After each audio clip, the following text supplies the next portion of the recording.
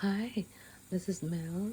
Today we're going to do a little bit of daily vlog. So this is beans curry I'm going to do, and I got 2 packages of frozen beans, and I have here a little bit of oil, cumin seed, I supported, I roasted them. Then I put onion, ginger, garlic to roast, and I have this beans, frozen beans, cut beans.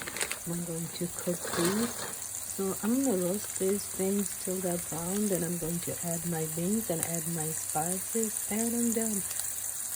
So here are my beans, frozen beans, and here's my spices: salt, turmeric, garam masala powder, and vegetable masala powder.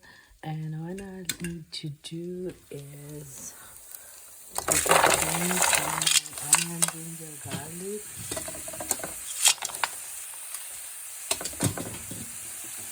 Now I'm gonna cook this one like this for 5 minutes, and then I'll add my spices and then a little bit of water, cover it, cook it 10-20 minutes until they're done. That's it.